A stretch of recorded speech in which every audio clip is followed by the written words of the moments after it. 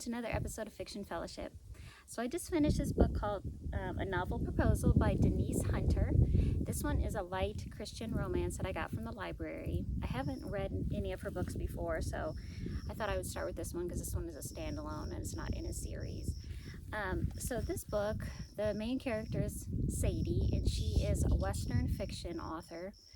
And her publisher says, Sadie, your sales aren't doing very well, and we need you to make a change. We want you to write a romance novel. And she's like, whoa.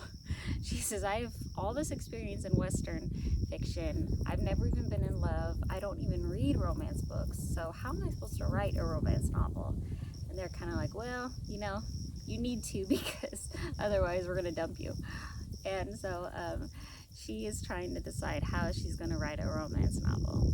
So she wants to get some inspiration somewhere. And so she decides to go to her friend's duplex in South Carolina on the beach and rent it out for the summer to try to get some inspiration to write this romance novel. So she gets down there and she decides to build a little free library. I don't know if you've seen those before, but they're outside a lot of churches or libraries or in neighborhoods where you kind of put in a book and take out a book, exchanging and everything, and it's all free. So she decides to put one of those next to her cottage and see if people turn in some romance books and she gets some inspiration. And so she makes a lot of friends doing that. She's very outgoing. And then she meets the neighbor in her duplex house, and he is named Sam, and she thinks he's very attractive.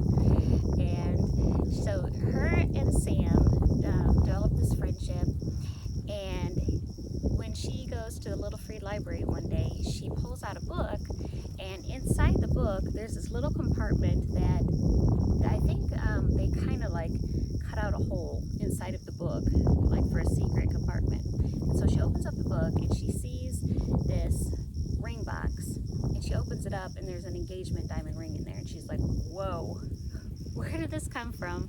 Why would somebody put it in a book and put it in a little free library? So she wants to find the owner so that she can get it back, because she says, what if they're doing a proposal this weekend and they can't find the ring? It's going to be a disaster. And so she wants to find the owner. So meanwhile, Sam is invited to his cousin Tag's wedding. And just a little backstory, Sam used to date this girl named Amanda, and they were dating for a while. And one day, Sam finds Amanda and Tag, his cousin, together on the couch making out.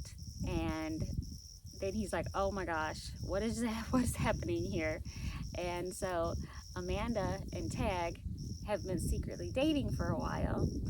And they're like, oh, this wasn't supposed to happen and everything. We didn't mean for it to happen and everything. Well, obviously Sam and Amanda break up, and Amanda and Tag get together, and so now they're getting married. Well, he does not want to go to his cousin's wedding where his ex-girlfriend is at, obviously.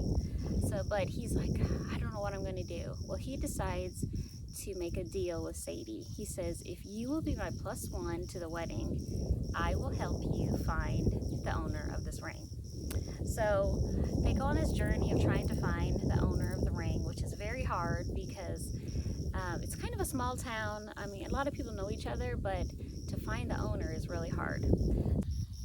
So they're going on this journey trying to find the owner of the ring, and meanwhile she develops feelings for Sam, Sam develops feelings for her, and she's trying to also write this romantic fiction book also during all of this.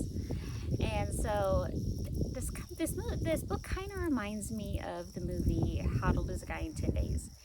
Like, she's not writing a book about how to lose a guy, but she's trying to write a romance novel, and she's kind of using him as the subject. So it kind of reminds me of that movie. This book has some cute humor in it. Like, Sadie is so outgoing and she's so funny. She says whatever's on her mind. She never reads a stranger. So it's kind of funny, the things she does. And Sam is pretty funny too. But I don't know. This book was just okay to me. It just keeps reminding me of that movie. I kind of knew what was going to happen at the beginning when I started the book, the first few chapters. And then I was like, okay, I think I know what's going to happen. We'll see if what I'm thinking is true, and it was true.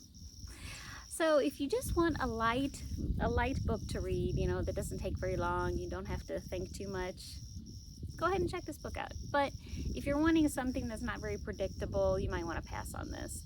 So that is my latest find, and we'll see what's next. I'll see you next time.